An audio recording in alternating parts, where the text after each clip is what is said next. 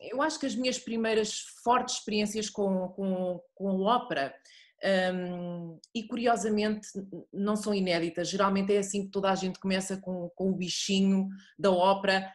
queira para aqueles que se tornam depois futuros intérpretes ou compositores, quer para os futuros amantes deste género, que foi com a voz. Foi a experiência de ouvir a voz humana neste registro que parece um registro de super-herói. Um super-herói que consegue passar uma sala e uma orquestra de 100 elementos, e depois também a intensidade, não é só o conseguir ultrapassar os outros, não é só o poder, é a intensidade emocional também que esse tal super-herói consegue colocar, parece que consegue num som produzido pelo nosso corpo de uma forma também muito misteriosa, porque nós nunca vemos como é que o nosso instrumento funciona, nós sentimos as vibrações que ele produz, sentimos como é que ele, os efeitos que ele nos dá quando nós fazemos determinadas coisas ou quando experimentamos a voz de outra maneira, mas é sempre um mistério, mesmo para os profissionais da voz. A voz tem sempre um lado de imprevisível, uma pessoa nunca sabe muito bem como é que vai estar amanhã, sabe o que é que tem hoje, sabe com que ferramentas é que vai tentar viver com o seu próprio instrumento, mas há sempre um lado de desconhecido que tem a ver com a própria natureza de ser um instrumento oculto dentro de nós, ainda por cima onde passam todas as linhas vitais do nosso corpo, desde a respiração aos alimentos, está tudo aqui neste triângulo vital. E começou, portanto, com a voz, com a experiência com a voz e muito simples em casa, com discos que os meus pais ouviam. Começou com uma flauta mágica e com a experiência da Rainha da Noite, que acho que não há ninguém que fica indiferente. E eu lembro-me de ter 5 anos e estar a tentar fazer o vocalizo da Rainha da Noite e ter uns amigos dos meus pais a dizer: epá, Catarina, tem cuidado, não estragues a voz porque pode ser que queiras vir a ser cantora e a Rainha da Noite é perigosa, sei lá, aquelas coisas que se dizem. E outra ópera que foi o Don Giovanni, dirigido pelo Carlo Maria Giulini, com a Schwarzkopf a fazer de Dona Elvira, e com aquele maravilhoso Don Giovanni, o Herbert Vesta, e pronto, aquilo entrou no meu universo. Aquela ideia do comendador de pedra. E depois houve um personagem que foi a Dona Elvira e que foi a Schwarzkopf, em que eu sempre que ela entrava, eu sabia que era ela. E aquilo, eu comecei a criar uma afinidade com aquele personagem, porque no fundo, para quem nunca ouviu ópera, uma pessoa não consegue distinguir os timbres, não consegue muito bem distinguir as vozes, porque aquela maneira de cantar é distante da nossa vida comum e da música que nós costumamos mais ouvir, mais próxima do registro falado, que é música ligeira em toda a sua amplitude, desde o jazz ao hip-hop, passando pela, sei lá, pela pop, pelo rock, é sempre mais próximo do registro falado. E portanto as vozes líricas, para quem está a se iniciar, parecem todas um bocado, não sei, não são muito diferenciáveis, uma pessoa demora tempo até educar o ouvido, até ele estar habituado e começar a sentir essas nuances, mas aquela Schwarzkopf, aquilo entrou-me diretamente, eu fiquei fã dela, adorei a energia dela, ela estava zangada, ela estava furiosa, ela mandava vir com o Don Giovanni, não percebia nada do que estava a acontecer, mas eu sentia que aquele personagem estava ali para meter ordem na barraca, gostei dela logo, e portanto acho que a paixão começou um bocadinho aí, nesse lado histriónico e no lado expressivo da voz.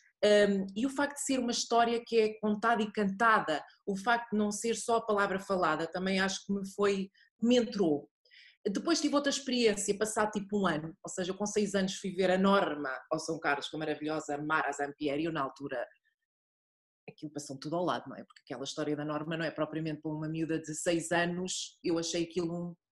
interessante, achei muito fascinante o teatro, aqueles dourados todos, aquela grandeza e a orquestra, mas eu não fiquei apaixonada, foi uma experiência que ficou registada e que mais tarde eu fui buscá-la, porque há tantas coisas que nos marcam e que não marcam logo, uma pessoa depois a memória tem este efeito circular incrível, uma pessoa nunca sabe muito bem quando é que vai saltar um episódio que vem de trás e que nos marca num dado momento, e acho que foi isso que aconteceu. Eu comecei a aprender piano, era um bocado azelha, diga-se de passagem. Queria muito fazer as coisas, mas tinha muito medo de falhar. Antes das audições eu estava tipo 3 dias sem dormir, aquilo corria-me sempre tudo pessimamente. O facto de eu não, sei lá, contactar com o público diretamente criava-me ainda mais ansiedade. Não sei, eu sentia que gostava muito do piano, mas que eu não me conseguia exprimir através daquele instrumento. E depois, aos 17 anos, fui marcada novamente por um episódio, mas desta vez também de canto ao vivo. Fui com os meus pais ver um recital da Marina Ferreira que eu, se não me engano, até foi no âmbito de uns recitais que o José Ribeiro da Fonte organizava, já foi há muito tempo, que organizava no Teatro Dona Maria, e eu fiquei absolutamente vidrada com a Marina Ferreira. Ela estava a cantar aquelas canções maravilhosas do Mussorgsky, dos Cantos da Morte, as danças e os Cantos da Morte, desculpem se estou a dizer o nome, não está muito correto, mas pronto, vai-se lá, sabe-se que é uma obra absolutamente extraordinária, muito dramática, cheia de suspense, depois com aquele toque russo, aquele talento, aquela força e aquele dramatismo, e aquilo fulminou-me, de tal maneira que eu cheguei a casa e disse: oh mãe, eu quero ter aulas de canto. Olha, depende da idade, isto é como em tudo, uma pessoa não pode dar ostras a uma criança de 3 anos, bem, nunca sabe, pode haver de repente, porque os gostos também uma pessoa primeiro estranha-se, não é? Depois entranha-se. E nesse âmbito, e também um bocadinho com a experiência dos meus próprios filhos, porque os nossos filhos, os filhos de cada um, ou a experiência que nós temos com mais novos que nos estão muito próximos, mudam a nossa vida, mudam a nossa perspectiva, e ao ser mãe eu tive imensa vontade de levar a ópera para os mais pequenos. Eu senti que eu própria, a minha primeira experiência com a Norma podia ter sido muito mais interessante se, por exemplo, tivesse sido uma flauta mágica em português. Eu acho que tal como foi muito interessante, e agora voltando às óperas que me marcaram, eu para aí com 15 anos eu fui ver a Flauta Mágica do Bergman e eu passei-me. Aquilo foi uma experiência maravilhosa. E ouvi aquilo em sueco, mas toda aquela atmosfera, história de encantar, da flauta mágica, acho que, por exemplo, para uma criança pequena, se for na língua portuguesa, como nós, por exemplo, eu estive a desenhar um serviço educativo entre 2005 e 2010 para a Fundação Carlos Gulbenkian, que se chamava o Descobrir a Música na Gulbenkian, e nós tínhamos muitos workshops e concertos comentados que exploravam, que iam da música antiga à música contemporânea, passando pela ópera, pelo teatro musical, etc. E nós logo na primeira temporada fizemos uma flauta mágica, que se chamava Uma Pequena Flauta Mágica, que eu encomendei para uma versão de câmara, para 10 instrumentos, e foi uma versão também em português que eu encomendei ao Alexandre Delgado, que fez uma versão maravilhosa, e também um bocadinho mais curta, porque a flauta mágica dura quase 3 horas, tem diálogos que nunca mais acabam, portanto é assim, uma primeira ópera para uma criança, das grandes óperas de repertório, eu ia sem dúvida para uma flauta mágica, ou por exemplo para a Pequena Raposa do Janáček, em português. A língua é muito importante, quando uma pessoa é pequenina é mesmo muito importante, quando somos mais crescidos já estamos habituados a outras convenções, já entramos no mundo da emoção de outra maneira, mas para uma criança a língua, e eles perceberem o que é que está a acontecer, mesmo que não percebam tudo, eu acho muito importante. Depois, para um público, a partir da adolescência, em que nós já percebemos o que é o ciúme, o que é a traição, o que são estas questões amorosas todas muito complicadas e ao mesmo tempo muito óbvias. Para uma criança, por exemplo, eu fiz experiências na Gulbenkian de expor crianças a Puccini, eles ficam iguais ao... Não tem nada a ver com a reação que um adulto tem a um adolescente, porque o Puccini é sempre, ou tem a sempre ver com a traição amorosa, com grandes histórias de amores e de corações partidos, que para uma criança pequenina a grande aflição da criança é ficar sem o pai e sem a mãe e sem aqueles que ela mais ama dentro do seu círculo mais próximo, ou sem o seu melhor amigo, ou de repente ser mudada para um contexto que ela não entende, ou então entrar numa história de encantar onde tudo é possível. Quando uma pessoa já começa a entrar nos meandros dos amores e dos desamores, eu acho que, por exemplo, a Carmen é fantástica, a Tosca, óperas que tenham histórias empolgantes e uma música forte e também momentos musicais, mas também pode ser uma ópera contemporânea, pode ser uma coisa, pode ser tanta coisa. Agora, sei lá, se uma pessoa vai trabalhar para um público adolescente, mas não sei, eu acho que os públicos são mais acessíveis do que às vezes as pessoas pensam. Mas acho que do grande repertório, sem dúvida, e não é por acaso que a Carmen é a segunda ópera mais vista de sempre, e não é por acaso que a Flauta Mágica é a ópera mais vista de sempre. São óperas que chegam, atingem como raios o grande público, ficam sempre no universo das pessoas e continuam sempre, são sempre grandes referências.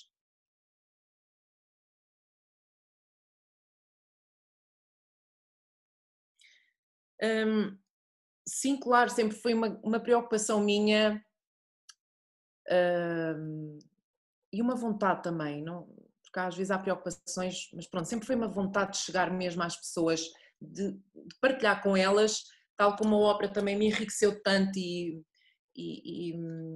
de poder atingi-las também com essa força que nós todos temos, não é? De emoção e de intensidade, e também que tem a ver com a nossa interioridade, porque a ópera é uma ponte para dentro, é uma ponte um bocadinho para como a nossa consciência funciona em loop. Nós estamos sempre a pensar, ai, eu tenho que fazer isto, ai, eu tenho que fazer isto, ai, eu gosto tanto dele, ai, eu detesto aquilo, e nós repetimos isso à exaustão interiormente. Felizmente os outros não ouvem, senão esta sociedade ainda era mais esquizofrénica do que era, porque nós funcionamos um bocado de forma esquizofrénica. Nós estamos a dizer uma coisa, a pensar outra, as coisas que nos preocupam durante o dia estão sempre a vir em loop à cabeça.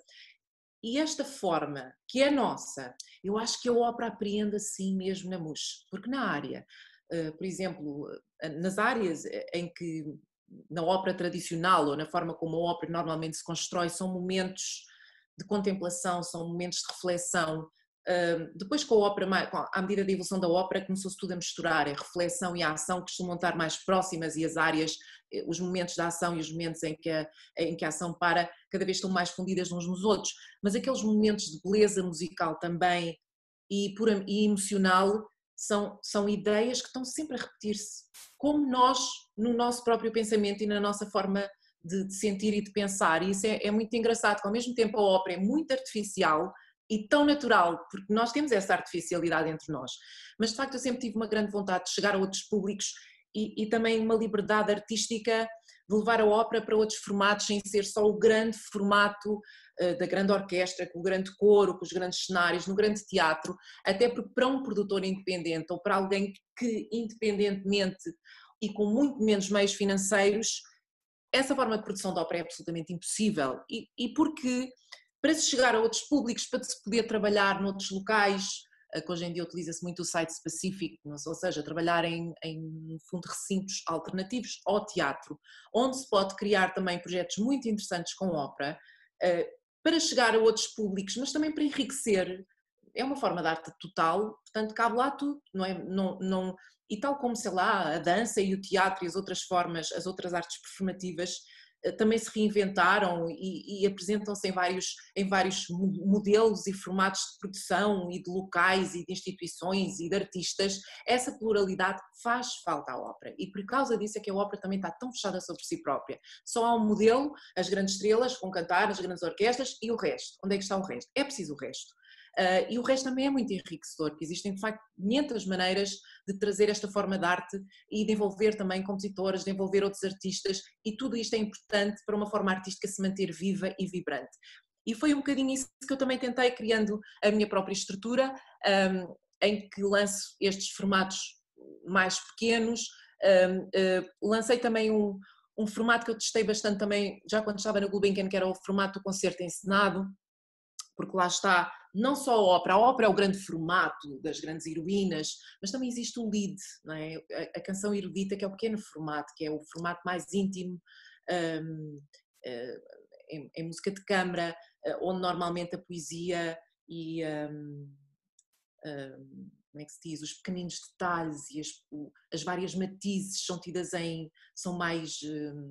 exploradas, e onde se faz música também sublime, mas mais íntima. É o pequeno formato, é um formato mais íntimo. Eu gosto muito de misturar a grandeza e o lado mais extrovertido da ópera com o lead, porque o lead também é uma história que é cantada, só que é diferente, é contrastante e liga muito bem também. A própria ópera tem momentos mais íntimos mesmo dentro do grande formato. E eu gosto muito de misturar o pequeno formato, o grande formato, porque há sempre ligações, não é? Nas formas artísticas existem sempre ligações muito estimulantes, que cada artista também, com a sua própria interpretação, com a sua visão, pode explorar de uma maneira ou de outra. Também através da companhia quisemos muito divulgar as grandes óperas em versões portuguesas, sei lá, apresentámos por exemplo a Bohème numa nova versão do Luís Rodrigues, em que trouxemos para a Lisboa do século XXI, que estreámos no São Luís, e depois também fizemos no Intendente, quando se começou a gerar toda aquela grande criatividade em torno da renovação de todo o Largo e toda aquela zona à volta, através de projetos artísticos.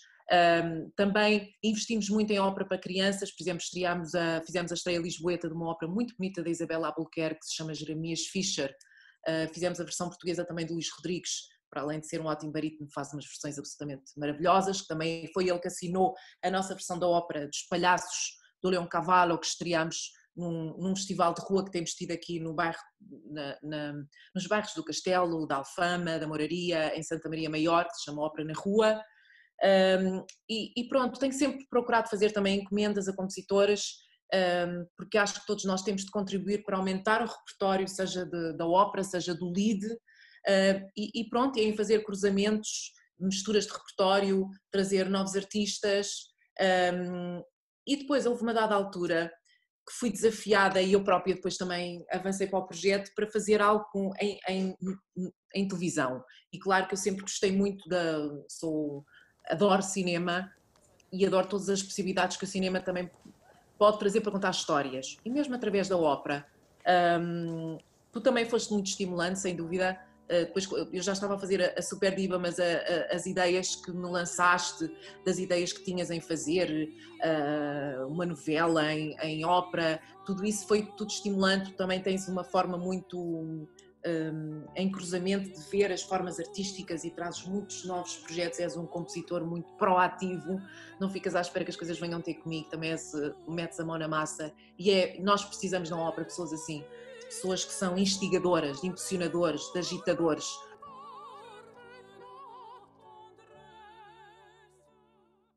O que é o Twitter Ópera? É uma ópera pequena, pensada para ser feita em formato de curta-metragem, porque estamos a trabalhar com o audiovisual, não estamos a filmar uma ópera, estamos a criar um produto que de raiz é para ser contado no audiovisual, e nesse sentido, também futuramente estou a construir neste momento uma série televisiva, também com ópera, já só de ficção, não é como a Super Diva, que era no fundo um magazine que tinha ficção, que tinha documentário, que tinha vários formatos audiovisuais e que exploravam a ópera de várias maneiras. Aqui vão ser mesmo episódios com música original, maioritariamente compositores portugueses de vários quadrantes, várias idades e gerações, e pronto, e lá está, queremos levar este formato da ficção e da ópera no audiovisual mais longe, embora eu deva dizer que o Manuel de Oliveira, o nosso grande Manuel de Oliveira, já entrou na história da ópera e na história da humanidade com os seus Canibais. Foi uma ópera que ele fez apenas e única e exclusivamente para ser um filme, e é uma coisa absolutamente fabulosa. E lá está, é um grande exemplo da mistura de um artista que vem de outra forma, que é o cinema, e que sem ser um grande especialista em ópera.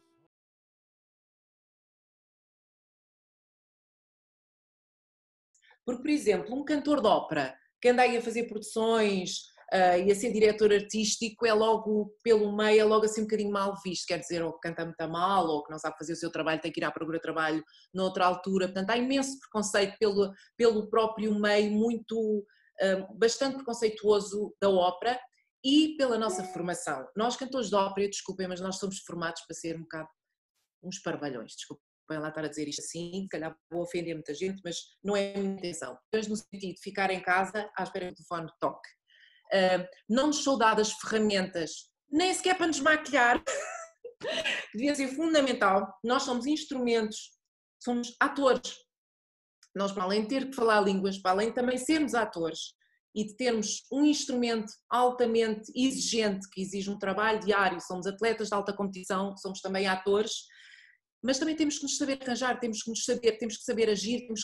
eu acho que somos muito pouco preparados para o mercado de trabalho altamente agressivo que nos espera. Nós temos que saber fazer frente a teatros que cada vez mais exploram os cantores até ao tutano, que lhes oferecem papéis antes do tempo,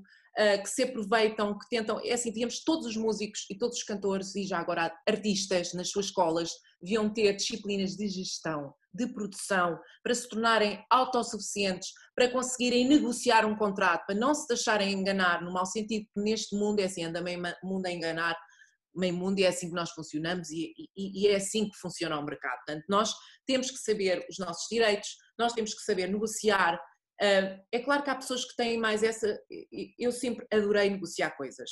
sempre gostei de trabalhar com orçamentos, desde pequena, já andava sempre a brincar com as bonecas, andava sempre a vender coisas, e portanto eu gosto desse lado. Há pessoas que têm mais dificuldade, mas mesmo assim, quando uma pessoa tem ferramentas e aprendeu, está mais segura para negociar, até está mais segura para arranjar um agente que não explore e que não engane. Porque isso acontece muito, se uma pessoa se entrega mesmo nas mãos de uns agentes, nós precisamos dos agentes, o mercado precisa dos agentes, mas uma pessoa tem que sempre ter cuidado na vida com tudo. E se estiver preparada e se estiver na nossa formação, é muito mais importante. E eu acho que a formação dos cantores e dos músicos clássicos tem que ser muito mais proativa no sentido de nós sermos senhores de nós próprios, nós criarmos o nosso próprio ecossistema de trabalho e até para nos interrelacionarmos e criarmos e contribuirmos também para a nossa forma artística também andar para a frente. Porque os grandes teatros nestas décadas todas que têm vindo a passar, então no nosso país, nós somos o país e a capital europeia que menos ópera produz. Eu desde que existo nunca vi uma única estratégia por nenhum Ministério da Cultura em relação à ópera em Portugal, que financia praticamente a 100% o único teatro de ópera português, que é o Teatro Nacional de São Carlos, que devia ser um teatro impulsionador, devia ser um teatro a que eram exigidos uma visão estratégica, até para criar depois polos locais e para ser um impulsionador de toda uma dinâmica, de todo um mercado que está completamente paralisado. O São Carlos, há quantos anos é que o São Carlos não faz uma encomenda de uma ópera? De concertos para violoncelo, eu tenho visto alguns concertos para violoncelo, mas é um teatro de ópera. Hello, era suposto encomendar ópera. Temos imensos compositores de várias gerações, ótimos, talentosos, estão à espera de terem encomendas. Não há encomendas. Não é por falta de dinheiro, é por falta de vontade. Porque ainda por cima o nosso mercado trabalha com cachês que são irrisórios e encomendas que fazem toda a diferença e não se fazem porque não há gestões artísticas que sejam escolhidas para o São Carlos, que saibam, eu tenho muita pena, mas eu nisto sou muito crítica, porque acho que se pagamos, todos os contribuintes portugueses pagam um teatro de ópera, é para esse teatro fazer serviço público. E fazer serviço público significa ser um instigador, um impulsionador, ter uma estratégia para os novos intérpretes, para os novos artistas, saber fazer coproduções nacionais,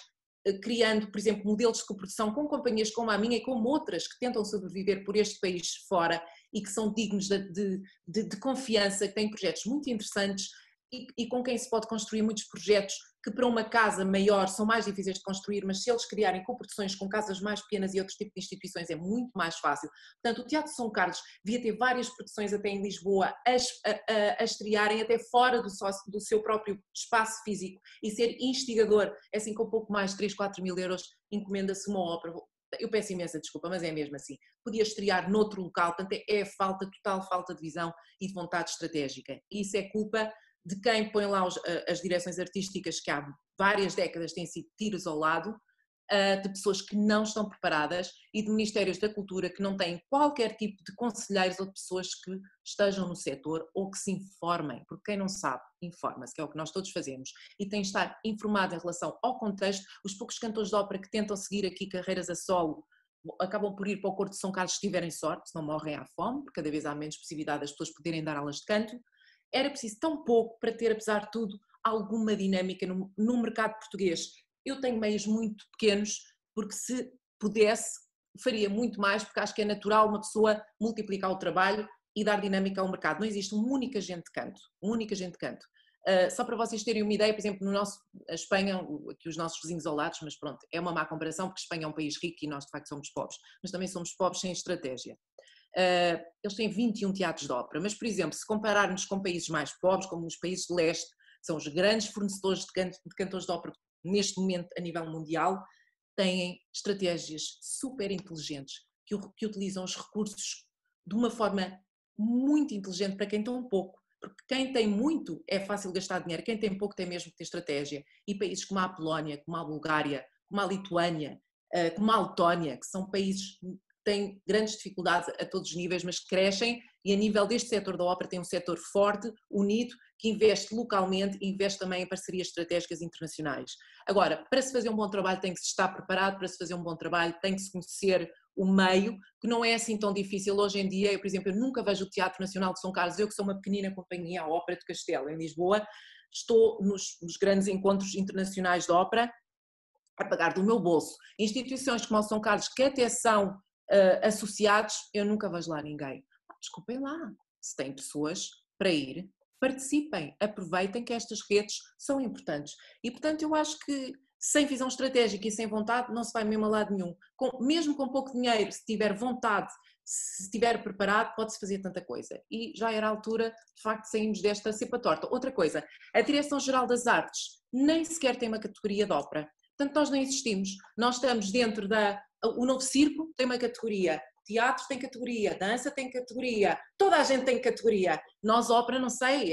é porque deve haver, há imenso preconceito, se formos a ver, a maior parte dos teatros são dirigidos por encenadores de teatro. Ora, o nosso país tem tão pouca oferta de ópera que eles praticamente também não devem conhecer ópera. Portanto, ópera não, nós não programamos isso, não, isso é muito usado. Nós somos muito contemporâneos e muito modernos. Desculpem lá, imenso preconceito, temos que lutar contra o preconceito. E uma forma logo seria, tal como se luta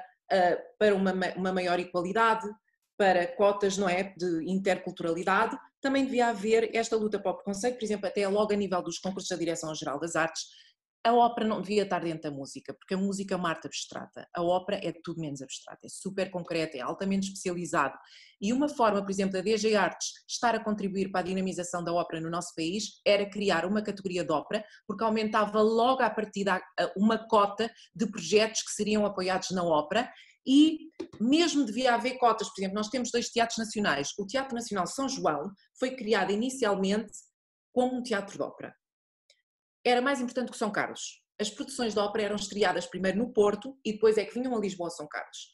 Ora, o Teatro Nacional de São João não apresenta quase ópera. Mesmo assim, lá vai fazendo umas coisas de vez em quando. Mas devia ter algumas cotas de ópera, uma vez que é o único teatro que tem fosse e tem condições na zona do Porto e na zona do norte do nosso país, onde existe imenso talento, existem imensos cantores fantásticos, tem uma ótima escola, grandes músicos, os maiores músicos portugueses quase que vêm daquela região, digo sem qualquer tipo de complexo, porque eu acho que o talento não tem nem geografia, não há cá essas coisas, é uma coisa universal e onde há talento é preciso fazê-lo desabrochar e fazê-lo e potenciá-lo. E de facto na região norte onde é que se pode apresentar ópera? Aqui ainda temos Lisboa, o São Carlos, que mesmo moribundo lá vai apresentando umas coisas, mas de facto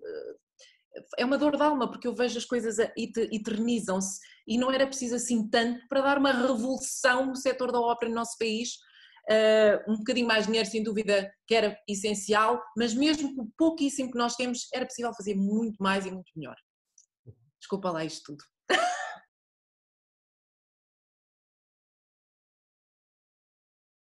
Este ano, depois de 5 anos de cozinhar no forno, íamos finalmente arrancar com o Opera Fest Lisboa, que é um festival que pretende combinar vanguarda e tradição. Nós não queremos um festival de nicho, só com um concurso de ópera contemporânea, que também o temos, terminamos o festival com um concurso que se chama Maratona Ópera 21, em que desafiámos compositores de todos os quadrantes, sem qualquer tipo de preconceito, desde o jazz à música ligeira. Claro que a ópera é uma forma mais erudita, mas se alguém quiser experimentar, é bem-vindo. E tinham que concorrer com um libreto original e enviar 2 certos da sua música. Com isto queremos afastar concursos académicos. Eles já saíram da escola, queremos fazer ópera e queremos ópera que chegue a toda a gente. A prova disso também é um júri, que é um júri misto, que tem pessoas do cinema, do teatro, da música também, obviamente, porque não temos nenhum preconceito e quem sabe do métier mesmo, são pessoas da música e compositores, mas os outros também são o público, e o público é muito importante, nós precisamos do público para viver e é para ele também que trabalhamos. E portanto o festival começa com uma Tosca de Puccini, lá está a grande tradição, pode chegar a qualquer pessoa, passaria por uma rave operática, que era um momento de loucura que eu vou ter que redesenhar porque não estamos em altura de raves, elas foram proibidas, mas era um bocadinho para misturar o mundo pop e o mundo da ópera, que teve misturas tão fantásticas ao longo de sempre, com a Nina Hagen, com o Klaus Numi, com todos nós, e olha, até no programa Super Diva, uma das rubricas que teve mais sucesso, este programa que eu criei para a RTP2, com 3 temporadas, uma das rubricas que o grande público mais adorou foram as misturas líricas, em que eu desafiava músicos de outros quadrantes para trabalharem trechos emblemáticos de ópera. E portanto, vamos conseguir arrancar com o Opera Fest, estava previsto inicialmente 22 de agosto a 21 de setembro, vamos ter que reajustar as datas, ele possivelmente estava previsto acontecer em vários locais, essencialmente ao ar livre, que é um festival de verão para fluir a ópera no espaço público, essencialmente que aposta em grande no talento nacional, e no talento nacional a todos os níveis, a nível dos músicos, dos maestros, dos compositores, e onde queremos ter uma pluralidade de vozes e esperamos no futuro crescer, para sempre ter mais propostas e quem sabe até internacionalizar o concurso. O concurso neste momento é nacional porque eu acho que os nossos compositores aqui em Portugal precisam de voz e merecem, porque de facto há imenso talento, há imenso esforço que tem que ser reconhecido e que tem que ser mostrado. E portanto este festival vai arrancar este ano e é para toda a gente, é para todos os públicos.